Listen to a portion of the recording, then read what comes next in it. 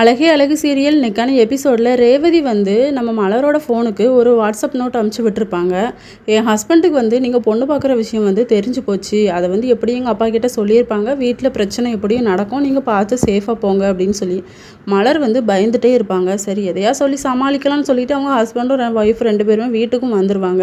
இங்கே ஆல்ரெடி நம்ம சுரேஷோட அப்பா வந்து டென்ஷனில் இருப்பாங்க. அவனுக்கு எவ்வளோ திமிரு, என்கிட்ட சொல்லாமல் அவங்க மாமியார் கூட போய் பொண்ணு பார்க்க போயிருக்கானே அப்படின்னு சொல்லி திட்டலான்ட்டு இருப்பாங்க. இவங்க ரெண்டு பேரும் வந்ததுக்கப்புறமா எங்கடா போனால் மலர் கூட போயிட்டு வர அப்படின்னு சொல்லி கேட்டால், மலரோட தம்பிக்கு வந்து பொண்ணு பார்க்குறதுக்காக போனோம், அத்தை வந்து ரொம்ப கெஞ்சி கூப்பிட்டாங்க, அதனால தான்ப்பா போனேன் அப்படின்னு சொல்லிட்டு சமாளிச்சுட்டு ரூமுக்கு வந்துடுறாரு. என்ன எப்படியோ சமாளிச்சிட்டிங்களே அப்படின்னு சொல்லிட்டு மலர் வந்து அவங்க ஹஸ்பண்டை ஹக் பண்ணிவிட்டு ஒரு கிஸ்ஸும் கொடுக்குறாங்க. அடுத்த சீனில் ரேவதிக்கு வந்து தேங்க்ஸ் சொல்லுவாங்க நம்ம மலர். நீ கரெக்டான நேரத்தில் சொன்னதுனால நாங்கள் வந்து எப்படியோ தப்பிச்சுக்கிட்டோம் அப்படின்னு சொல்லிட்டு அவங்களும் அந்த வாய்ஸ் நோட்டை கேட்டுட்டு வச்சுருவாங்க.